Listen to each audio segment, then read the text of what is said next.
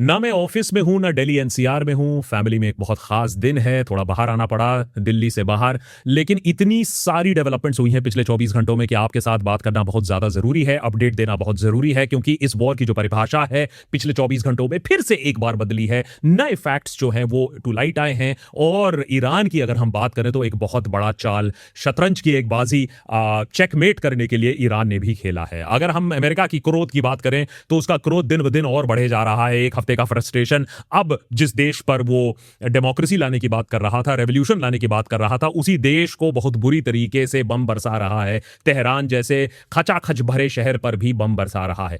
लेकिन हम लोग काफी बार हिंदी में कहते हैं आंखें नोच लेना, एक जब लड़ाई होती है दो लोगों के बीच में। यहां एक्चुअली ईरान ने अमेरिका की आंखें नोच ली हैं। उनके जो रेडार इंस्टॉलेशंस हैं उनको ध्वस्त कर दिया है। कहा जाता है दुनिया भर में 8 थर्ड एडवांस रेडार सिस्टम्स हैं अमेरिका के पास, और वो दुनिया भर के 8 में से 4 को मिडिल ईस्ट में ध्वस्त कर दिया गया है।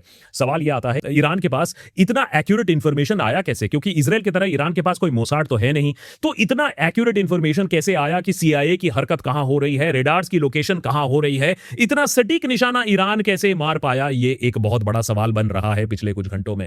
लेकिन उससे भी बड़ी जो डेवलपमेंट हुई है वो ये है कि कैसे ईरानियन प्रेसिडेंट ने वीडियो मैसेज जारी कर एक बहुत बड़ा प्रस्ताव अब सामने रखा है। अमेरिका कह रहे हैं कि ईरान सरेंडर कर रहा है गल्फ कंट्रीज के सामने।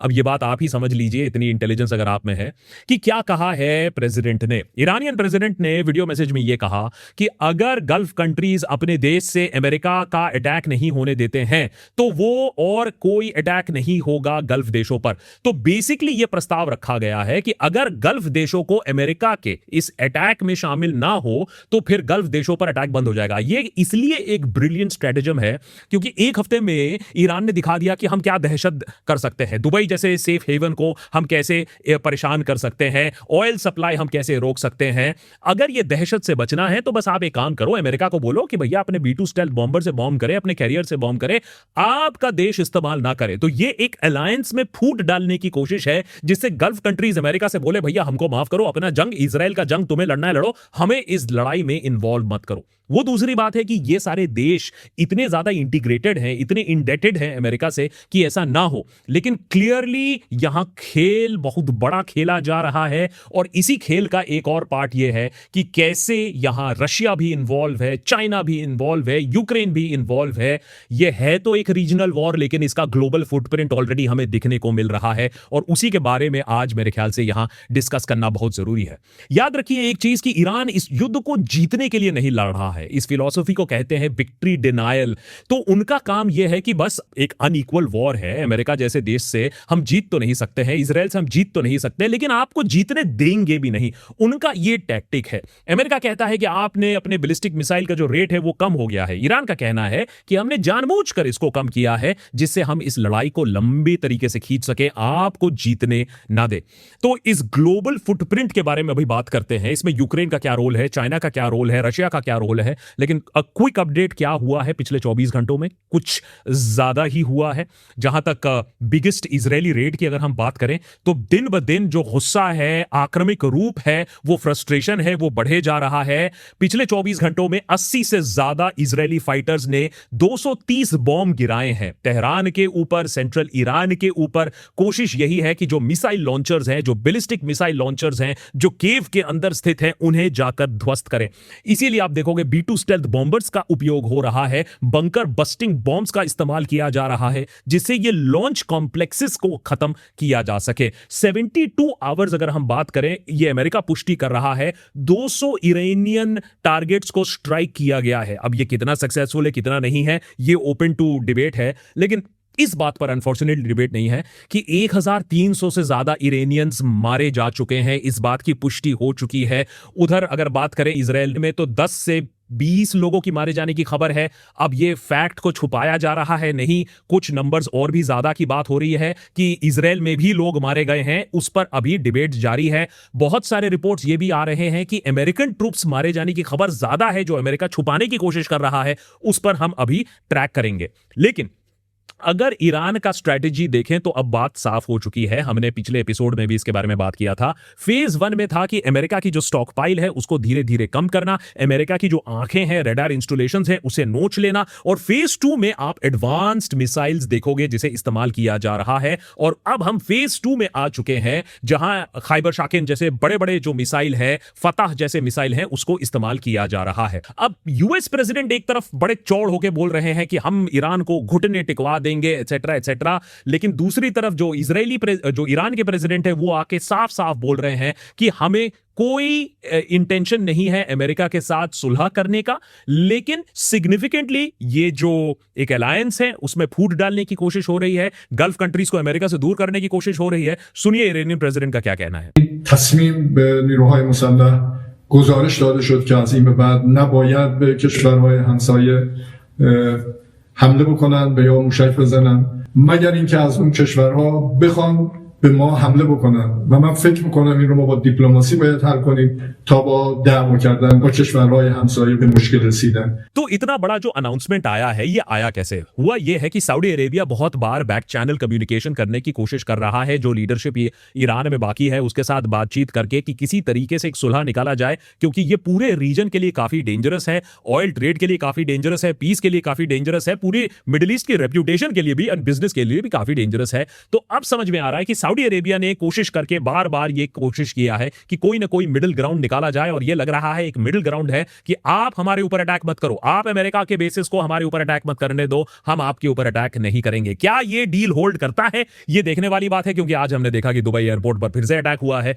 तो ये होल्ड पर होगा, ये सक्सेसफुल होगा, ये बताना अभी काफी मुश्किल है। लेकिन जहां तक यूएस के साथ बातचीत करने की बात हो, तो एक तरफ डोनाल्ड ट्रंप कह रहे हैं कि ये तो भीख मांगेगा मेरे सामने, लेकिन ईरान ने भी बात साफ कर दिया है कि अनकंडीशनल सरेंडर जो डोनाल्ड ट्रंप कह रहे हैं वो सपना है, वो अपने कब्र तक ले जाएंगे इस सपने को। و اینکه ما بدون قید شرط بخوایم تسلیم بشیم یه چنین خوابی رو اینا باید با خودشون به گور ببرن. तो एक तरफ ईरान के फॉरेन मिनिस्टर ने कह दिया है, ईरान के प्रेसिडेंट ने कह दिया कि सरेंडर तो भूल जाओ, निगोशिएशन भी हम तुम्हारे साथ करना नहीं चाहते। वो तो कह रहे हैं आओ भैया अमेरिकन ट्रूप्स हमारे पास आओ, हम तुम्हारे लिए इंतजार कर रहे हैं, और अमेरिका शायद ये करेगी भी। तीसरा एयरक्राफ्ट कैरियर डिप्लॉय किया जा रहा है अब ऑपरेशंस में। अब आप इसे समझ लीजिए कि शामत आने वाली है ईरान की, लेकिन दूसरी तरफ ये बात भी सोचिए कि कहां एक फुसड्डू सा सैंक्शन लगा हुआ, इतने सालों से लगड़ाता हुआ ईरान, अब आप उसका तीसरा एयरक्राफ्ट कैरियर वहां भेज रहे हो, तो अमेरिका की कितनी शक्ति लग रही है इस वॉर में ईरान को हराने के लिए, वो अपने आप में भी एक जीत है। अमेरिका की जो नेशनल गार्ड्स हैं उनको स्टैंड बाय पर बोला गया है, और अब 50,000 ऑलरेडी ट्रूप्स लगे हुए हैं। अब डोनाल्ड ट्रंप कह रहे हैं कि नहीं, ये नंबर और भी ज्यादा जा सकता है, ग्राउंड इन्वेजन भी हो सकता है, बूट्स ऑन द ग्राउंड भी हो सकता है। तो ये काफी दिलचस्प डेवलपमेंट है, लेकिन उससे भी ज्यादा, जैसे मैंने बोला कि ये ग्लोबल वॉर बन चुका है। आइए देखते हैं ये वॉर ग्लोबल शेप कैसे ले रहा है। सबसे पहले तो एक बात समझ लेते हैं कि एक हफ्ते तक भी ईरान का इस युद्ध में टिकना अपने आप नामुमकिन था।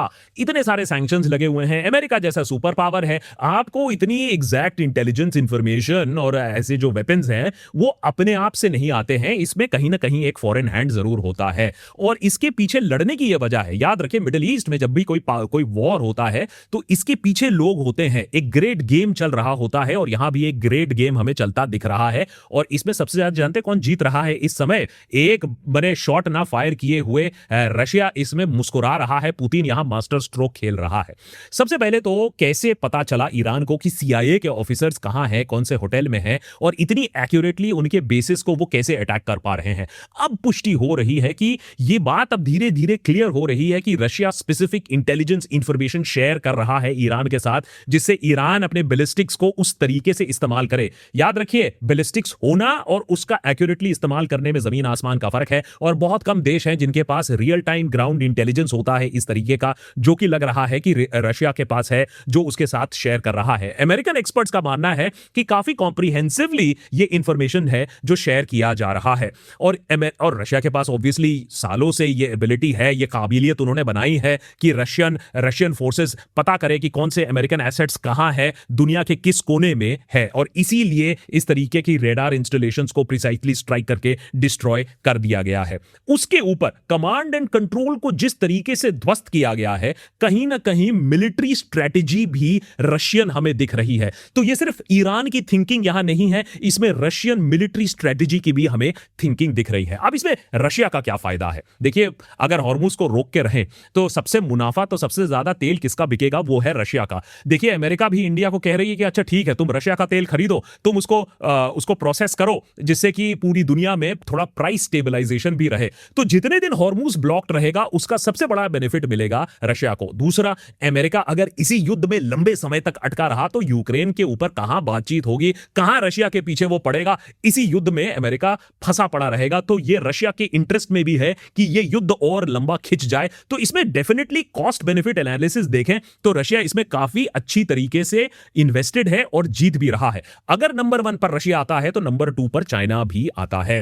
अब आप बोलोगे चाइना तो हेल्प नहीं कर रहा है, लेकिन चाइना की एक पुरानी फिलॉसफी होती है, hide your strength, wide your time. जब तक न जरूरत पड़े तब तक आपको अपनी शक्ति प्रदर्शन करने की कोई जरूरत नहीं है, अपने आप को विश्व गुरु कहने की कोई जरूरत नहीं है। चुपचाप अपना काम करो, और वही काम क्लियरली चाइना कर रही है। अब सबसे पहले तो अमेरिका के जो रडार ध्वस्त हुए हैं, जो $1 बिलियन वाला भी रडार ध्वस्त हुआ है, उसमें गैलियम की जरूरत होगी बहुत बड़ी मात्रा में, लेकिन गैलियम की सप्लाई तो चाइना कंट्रोल करता है। आज अगर अमेरिका वो रडार रीबिल्ड भी करना चाहे तो चाइना उसे रीबिल्ड नहीं करने देगा, क्योंकि जो प्रेशियस मेटल्स है, रेयर अर्थ्स है, उसे चाइना कंट्रोल करता है और इतनी आसानी से वो अमेरिका को ये देगा नहीं। ये तो हो गई रेयर अर्थ्स की बात। लेकिन दूसरी जो चीज है जिसके बारे में हमने ऑपरेशन सिंदूर में भी बात की थी कि किसी तरीके से अमेरिका चाइना ये जो इंफॉर्मेशन था कि हमारे फाइटर्स कब उड़ रहे हैं, हमारे फाइटर्स को टारगेट कैसे करना है, उन्हें हिट कैसे करना है, ये इंफॉर्मेशन पाकिस्तान के पास रियल टाइम नहीं हो सकता था।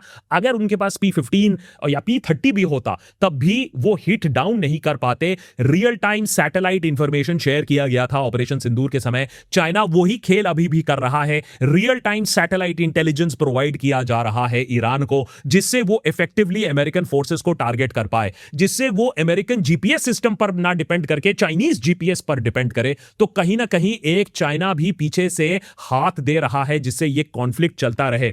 याद रखिए, जो लिक्विड प्रोपेलेंट है, जो रॉकेट टेक्नोलॉजी है, जो कंपोनेंट्स हैं, वो भी चाइना सप्लाई करता आया है ईरान को। तो इसमें चाइना की छाप जरूर है, चाइना का बिलियंस ऑफ डॉलर्स भी इन्वेस्टेड है ईरान पर। याद रखिए, 80% तेल जो है ईरान का वो चाइना खरीदती है। आपने वेनेजुएला का तेल रोक दिया तो क्या चाइना को यह बात मंजूर होगी कि कल आकर अमेरिका बोलेगा कि अब ईरान का सब तेल हमारा है? तो यह स्ट्रेटेजिकली चाइना के लिए भी बहुत ज्यादा हानिकारक होगा। इसीलिए चाइना का इंटरेस्ट है कि चोरी छुपे ही सही, पीछे से ही सही, क्वाइटली ही सही, लेकिन इस युद्ध में वो ईरान का सहारा दे। अब इसमें यूक्रेन कहां से आ गया? यूक्रेन की हालत तो वैसे में ही टाइट है। अब इस ग्लोबल युद्ध में यूक्रेन का क्या रोल है? बहुत ही दिलचस्प, इसीलिए मैं बोल रहा हूं, जियोपॉलिटिकल डेवलपमेंट्स चल रहे हैं। जो अमेरिका पहले व्हाइट हाउस में जो ट्रंप जेलेंस्की को बुलाकर जेलेंस्की को ह्यूमिलिएट कर रहे थे, अब उसी जेलेंस्की से मदद मांगी जा रही है। दरअसल शहीद जो ड्रोन है उसी का ही एक वेरिएंट रशिया भी इस्तेमाल करता आया है यूक्रेन के खिलाफ, और यूक्रेन को काफी महारती हासिल हो चुकी है कि अपने ड्रोन वॉरफेयर से रशियन ड्रोन्स को कैसे मार गिराया जाए, कैसे उनसे निपटा जाए। और खबर यही है कि अमेरिका के रिक्वेस्ट के बाद अब यूक्रेन ने अपने एक्सपर्ट्स को भेजा है मिडिल ईस्ट में, ये ड्रोन वॉरफेयर में कैसे लड़ा जाए, इन ड्रोन से कैसे निपटा जाए, एक सस्ते तरीके से। $15 मिलियन वाली इंटरसेप्टर लगाकर नहीं, अपने ड्रोन लगाकर, अपना जाल बिछाकर कैसे ये शहीद ड्रोन से डील किया जाए। ऑब्वियसली यूक्रेन भी बोलेगा कि ये हम मदद आपको कर रहे हैं, लेकिन बाकी बाद में भूल मत जाना कि रशिया के खिलाफ आपको भी हमें मदद करनी है। लेकिन युद्ध में कैसे इक्वेशन ऐसे पलट जाते हैं, यह बात साफ यहां हो चुकी है।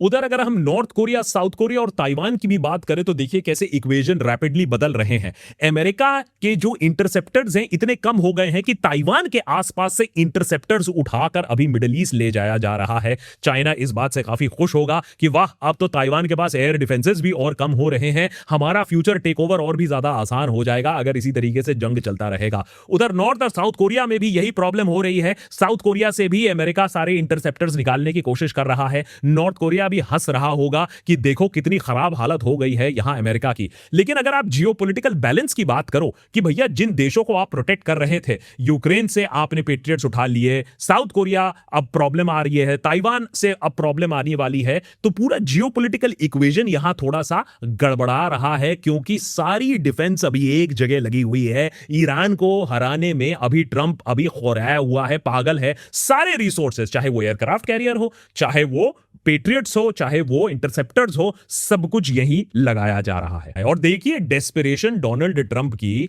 कहां कर्ड्स जिनको पहले ही धोखा दे चुके थे, अब कर्ड्स जो कर्डिश इंसर्जेंट्स हैं उनसे सडनली बातचीत कि चलो इन लोग तो नहीं कर रहे हैं, तेहरान में तो लोग सड़कों पर नहीं आ रहे हैं, हम कर्ड्स से बात करेंगे, उन्हें हम वेपन्स देंगे, पैसा देंगे, ये लाएंगे क्रांति और ये हमको दे देंगे पूरा ईरान का तेल। लेकिन खबर ये भी आ रही है कि कर्ड्स भी जो इंसर्जेंट्स हैं उन्हें भी ये गेम समझ में आ चुका है और वो कह रहे हैं कि भैया इस युद्ध में हम नहीं आने वाले हैं, ईरान का युद्ध हम तुम्हारे लिए लड़ने वाले नहीं हैं, जिससे डोनाल्ड ट्रंप और भी ज्यादा खफा है और इसीलिए बूट्स ऑन द ग्राउंड की बात कर रहे हैं। हो सकता है डोनाल्ड ट्रंप अपने आप को फंसा पा रहे हो इस समय, क्योंकि इस समय अगर उन्होंने अपनी हार मान ली या विड्रॉ कर लिया तो इससे बड़ी तो उनके लिए कोई हार हो नहीं सकती है, क्योंकि एप्स्टीन फाइल के नए खुलासे आ रहे हैं, उनके काले करतूत और सामने आ रहे हैं। तो एक ही उनके पास ऑप्शन है कि इस युद्ध में और अंदर घुस जाओ और जाने गंवाओ। यह बात अमेरिकन को नगवारा है कि भैया देखो आपको एरियल बॉम्बिंग करनी है कर लो, क्योंकि उससे कोई मर नहीं रहा। जहां सोल्जर्स मरने लगते हैं वहां लोगों का, अमेरिकन लोगों का पॉइंट ऑफ व्यू बिल्कुल चेंज होने लगता है। और लग रहा है ट्रंप की बातों से, ट्रंप की एक्शन से, कि इस तरीके पर हम जा रहे हैं। जो 82nd एयरबोर्न डिवीजन है उसे बोला गया है to be on stand by. ये वो लोग हैं जो पहले एडवांस में जाते हैं, कंट्री के अंदर घुसते हैं, सैबोटाज करते हैं या जो फ्रंटलाइन डिफेंस है उसको न्यूट्रलाइज करते हैं। इनका काम ही यही है और इनको अब स्टैंड बाय पर रखा गया है। एक और चीज जो बोली जा रही है कि जो एडवांस फोर्सेस है इनको हर आइलैंड में जाकर, जहां से पूरा ईरान का तेल सप्लाई निकलता है, उसे चोक कर दिया जाए। ईरान का जो आउटपुट है जो चाइना को आज जा रहा है, क्योंकि चाइना के लिए स्ट्रेट ऑफ हॉर्मुज अभी तक खुला हुआ है, उसे चोक कर दे तो कहीं ना कहीं ईरान की भी पूरी ऑयल पाइपलाइन सप्लाई, जो ऑयल इकोनॉमी है, उसे भी खत्म करने की एक कोशिश है। दी ओनली प्रॉब्लम इज कि ईरान इस बात को जानता है और वो चाहता है, बार बार वो टीज कर रहा है अमेरिका को, तुम भेजो ग्राउंड फोर्सेस, हम तुम्हारे लिए इंतजार कर रहे हैं, क्योंकि उसको मालूम है कि वो हवा में तो शूट डाउन नहीं कर सकता है B-2 स्टेल्थ बॉम्बर को, लेकिन जब अमेरिकन ट्रूप्स आएंगे तो हाथों हाथ, हैंड टू हैंड जब कॉम्बैट होगा, फ्रंट टू फ्रंट कॉम्बैट होगा, जब वहां लोग मारे जाएंगे तो अमेरिका को काफी ज्यादा नुकसान पहुंचेगा। क्योंकि अगर 10, 15, 20 सोल्जर्स भी मारे गए तो वहां हाहाकार हो जाएगा। ऑलरेडी इस वॉर के लिए सपोर्ट बहुत कम है डोनाल्ड ट्रंप के पास। CNN पोल यह बताती है कि 12% अमेरिकन सपोर्ट करते हैं एक ग्राउंड ट्रूप इन्वेजन भेजना, 60% इसे साफ अपोज करते हैं। तो एक तो बहुत कम लोग युद्ध को सपोर्ट करते हैं, अबाउट 27%, और ग्राउंड इन्वेजन तो सिर्फ 12% सपोर्ट करते हैं। तो डोनाल्ड ट्रंप के लिए यहां भी दिक्कतें काफी बढ़ रही हैं। एक चीज है, हमने पहले भी देशभक्त पे आपको बताया है कि एयर अटैक से कभी भी देश में पूरा चेंज नहीं हो पाता है। आप एक एस्केलेशन मैट्रिक्स में फंस जाते हो, जिसमें अभी डोनाल्ड ट्रंप अपने आप को फंसा पा रहे हैं कि आप विड्रॉ भी नहीं कर सकते हो और अंदर और घुसोगे तो और ज्यादा जाने जाएंगी। वही स्टोरी फिर से रिपीट होने वाली है, सीरिया वाली, अफगानिस्तान वाली, लेकिन ईरान और भी ज्यादा कॉम्प्लिकेटेड है, क्योंकि एक पीछे से इनके बैकिंग है और ये एक ग्लोबल शैडो ग्लोबल वॉर की तरफ भी हम जा रहे हैं। एक चीज यहां जिसके बारे में मेंशन करना भी काफी जरूरी है कि एयर सुपीरियरिटी, जिसको अमेरिका अपनी डोमेन समझता था, उसको किस तरीके से अब तहस नहस किया जा रहा है। हमने आयरन डोम के बारे में पहले ही आपको पिछले एपिसोड में बताया, जिसको बोला जाता था इनविंसिबल, जिसको कोई चीर नहीं सकता है, उसका चीर फाड़ कर दिया गया है। वो हमें दिख रहा है तेल अवीव पर अभी बम कैसे गिर रहे हैं। दूसरा कि किस तरीके से अमेरिका कहता था उसकी कंप्लीट एयर डोमिनेशन है, जिसको काफी हद तक खत्म कर दिया गया है। गल्फ स्टेट्स को सिक्योरिटी अब अमेरिका नहीं दे पा रही है, जिससे गल्फ स्टेट्स काफी खफा है। दूसरी तरफ 8 थार्ड सिस्टम में से 4 ऑलरेडी डिस्ट्रॉय कर दिए हैं। अमेरिका की आधी रेडार स्ट्रेंथ को अब खत्म कर दिया गया है और जो एडवांस्ड AN/FPS 132 कतर में जो रेडार था उसे भी $1.1 बिलियन वाला रेडार था, उसे भी खत्म कर दिया गया है। तो क्लियरली थर्ड हो या एडवांस्ड रेडार सिस्टम्स हो, आंखें खत्म कर दी गई हैं। रिस्क इसका इसके बाद इसलिए है क्योंकि अब जो बैलिस्टिक्स लॉन्च की जाएंगी, जो एडवांस्ड मिसाइल्स लॉन्च की जाएंगी उसे रोकने की कैपेसिटी अमेरिका के पास इस समय और भी कम हो गई है। इसीलिए आप देखोगे ताबड़तोड़ बमबारी बढ़ने वाली है और बढ़ने वाली है ईरान के ऊपर। अब जो कैलकुलेशन ये है जिसके ऊपर ईरान पूरी निर्भरता रख रहा है, एक तो हमने बताया कि कैसे वो सस्ते ड्रोन्स भेजकर महंगे इंटरसेप्टर्स को खत्म कर रहा है, वो कैलकुलेशन एक तरफ। दूसरा कैलकुलेशन है कि $1.1 बिलियन के इस एडवांस्ड रेडार को अगर आपको रीबिल्ड करना है तो 77 किलोग्राम गैलियम चाहिए आपको, जिसका कंट्रोल चाइना के पास है। क्या चाइना इस सेंसिटिव टाइम पर 77 किलो गैलियम देगा इस एडवांस्ड रेडार को रीबिल्ड करने का? यह एक देखने की बात है। दूसरा, जो पेट्रियट मिसाइल सिस्टम है, वो पेट्रियट मिसाइल सिस्टम अभी अमेरिका करीबन 600 इंटरसेप्टर्स पर ईयर बना पाती है, ईरान 100 मिसाइल पर मंथ बना पाता है। तो अगर आप कैलकुलेशन उठाकर देखो तो जो मिसाइल बन रहे हैं ईरान के पास वो ज्यादा है। इसीलिए आप देखोगे अमेरिका जो मिसाइल बनने की फैसिलिटीज है उसको अटैक करने की कोशिश कर रहा है, जिससे ईरान और ज्यादा मिसाइल्स ना बना पाए। लेकिन सेक्रेटरी रूबियो खुद कह रहे हैं कि 6 और 7 इंटरसेप्टर्स पर मंथ अमेरिका अभी बना पा रहा है, जिसको और बनाने की काफी जरूरत है। गल्फ स्टेट्स कह रहे हैं कि हम कुछ ही दिनों के अंदर अपनी सारी सप्लाईज खत्म कर देंगे, जिस बात से वो काफी खफा है। कुछ रिपोर्ट्स ये भी आ रहे हैं कि अगर अमेरिका उनको सिक्योरिटी नहीं देगा तो वो अमेरिका से सारा अपना इन्वेस्टमेंट खींचने की धमकी भी दे रहे हैं। इसीलिए बड़े बड़े जो कॉर्पोरेशंस हैं वो लिमिट लगा रहे हैं कि आप अभी हमसे पैसा विड्रॉ नहीं कर सकते हो। There is a run on the bank at this point of time. ये अमेरिका के लिए बहुत चिंता वाली बात है। तो चाहे वो रशिया हो, चाहे वो चाइना हो, चाहे वो यूक्रेन हो, चाहे वो ताइवान हो, साउथ कोरिया हो, इस युद्ध की जो छाप है वो काफी देशों पर पड़ रही है। भारत जैसा देश आज सिर्फ फेंस पर बैठा हुआ है, कड़ी निंदा बोल रहा है, अच्छी बात है, लेकिन जो दूसरे देश हैं इसमें पीछे एक गेम खेल रहे हैं, एक पक्ष ले रहे हैं, क्योंकि वो अपना फ्यूचर इसमें देख रहे हैं। तो इस बात को भी नहीं मानना चाहिए कि चाइना बिल्कुल चुपचाप बैठा है, रशिया बिल्कुल चुपचाप बैठा है। यहां तो यूक्रेन भी इस युद्ध में इन्वॉल्व है। तो यह युद्ध इतनी आसानी से खत्म नहीं होने वाला है अगर ये ग्लोबल फोर्सेस अभी इन्वॉल्व हैं। सवाल बस अब इतना है, क्या अगले कुछ दिनों में अमेरिका सारे लॉन्च साइट्स को ट्रैक करके डिस्ट्रॉय कर पाता है? अगर नहीं तो फिर ईरान जो बैलिस्टिक्स अब लॉन्च करेगा उसका जो इंपैक्ट होगा वो और भी ज्यादा हो सकता है आने वाले दिनों में। यह युद्ध अभी खत्म होने का नाम नहीं ले रहा है। हेकड़ी अमेरिका की अभी तक नहीं कम हुई है, लेकिन ईरान ने जो फूट डालने की कोशिश की है वो अपने आप में एक मास्टर स्ट्रोक है। अगर गल्फ कंट्रीज अपने आप को अलग कर ले और कहे कि हम इस युद्ध का हिस्सा नहीं है तो एक बहुत बड़ा पड़ाव आ जाएगा इस युद्ध में।